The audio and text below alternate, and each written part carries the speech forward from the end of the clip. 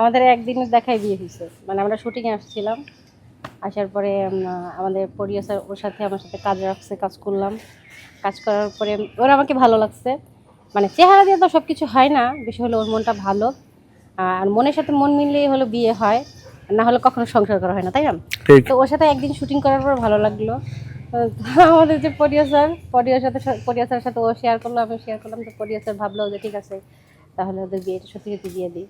না, শুটিংয়ে আসছিলাম, ওই পাশের হাউসে শুটিং করতেছি। তো ওই জায়গায় দেখা হইলো, পরিচয় হইলো। আমি বিভিন্ন আগে থেকেই চিনি মিডিয়া থেকে। তো ওই দিন দেখা হলো, ব্যবহার আচার ভালো লাগলো, সব দিক দিয়ে পারফেক্ট মনে হইলো আমার কাছে। তারপরে আবার এই হাউসে এসে পরের দিন কাজ করলাম। তো মেবি দুদিন পরিচয়, মোটামুটি খুব ভালো সময় পার করলাম, কথা হ্যাঁ, বললাম। তারপরে হলো ও আমার নাম্বারটা নিয়েছে, আমি ওর নাম্বারটা নিয়েছি। পরে আমি বাসায় গিয়েছি, আমি ওকে ফোন দিইনি, ও আমাকে ফোন দিচ্ছে। ফোন দেওয়ার পরে হলো আমরা অনেকদিন কথা বলি। কথা বলার পরে হলো আমরা এই সিদ্ধান্তটা নিই। তারপর ও রাজি হলো, আমিও রাজি হলাম। তারপর আমাদের বিয়ে হলো। কি দেখে আপনি তার প্রেমে পড়লেন এবং বিয়ের সিদ্ধান্ত নিলেন? কোন জিনিসটা ভালো লাগলো বেশি? কোন জিনিসটা মানে সবচেয়ে বেশি ভালো লাগছে যে ওনার হাইট, মাশাআল্লাহ। তারপর ওনার যে গ্রোথ, মানে আমার সাথে তো আর মানে যে কোর সাথে তো মানাবে না, তাই না? আবার ওর সাথেও কিন্তু যাকে তাকে মানাবে না। টম এন্ড জেরি লাগবে। এখনও ওর সাথে আমাকে টম এন্ড জেরিই লাগে। মানে ওর সাথে দাঁড়াইলে আমাকে অনেক স্লিম মনে হয়। তো যাই হোক, তো অন্য কারোর সাথে দাঁড়াইলে নিজের দানব মনে হয়।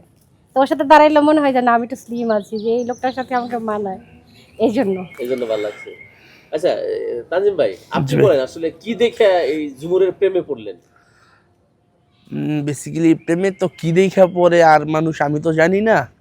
তো আমি বেসিক্যালি ফাইসা গেছি গিয়ে ওর হাসি দেখা। তো শর্ট দিচ্ছি, তো ওই সময় আমার একটা সিকোয়েন্স ভুল হয়েছে।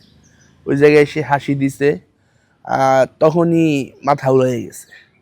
তো মেবি ওই সময়টা আমার কিছু সিন ছিল, ওই সিনগুলো আমি দিতে পারিনি। তারপরে মেবি 1 ঘন্টা পরে আবার ওই সিনগুলো দিছি। তো রাত্রেবেলা চিন্তা করলাম, কেন কি হইলো, আমি তো মিডিয়াতে আজকে আসি নাই, মোটামুটি অনেক দিন হয়ে গেছে, পরে কয়েক বছর পার হয়ে গেছে।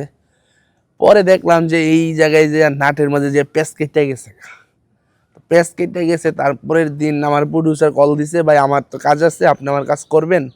তো বললাম হ্যাঁ, করবো না কেন। তারপরে আইসা এই হাউসে কাজ করলাম। পরের দিন উনি ছিল, তখন কথা বললাম, দেখলাম আস্তে আস্তে ভালো লাগলো। পরে নাম্বার নিলাম, পরে আমি আমার ফ্যামিলিকে জানাইলাম, প্লাস প্রডিউসারকে জানাইলাম। তারপরে ওনার সাথে আমার কথা হইলো আস্তে আস্তে, মোটামুটি 6 মাস। হুম। 6 মাস পরে আবারও কাজে এসে বিয়ে। একদম কাজে আইসা বিয়া, শট নিতে যায় বিয়া, শুটিং থেকে পরিচয়, শুটিং এ বিয়ে। শুটিং হ্যাঁ, এ বিয়া। আচ্ছা, ঝুমুর আপনার কাছে জানতে চাই, এই যে মানে আপনারা তো একটু দেখতে হেলদি, হ্যাঁ, অনেকেই আসলে ধরেন যারা মোটা তাদের অনেকেই পছন্দ করে, আবার অনেকেই আবার করে না, ভয় পায়। হ্যাঁ, আসলে এই যে আপনি তো যারা বিয়ে করছেন সেটা তো আরো বেশি মোটা। হ্যাঁ। তো মোটা জামাই বিয়ে করার কোনো সুবিধা বা অসুবিধা আছে নাকি? না, মোটা ছেলেরা হলো যে যেই বউ পায় সেই বউর সাথে থাকে, মানে দ্বিতীয় কারোর দিকে তাদের আকর্ষণ থাকে না, যে আমার বউ তো আছেই।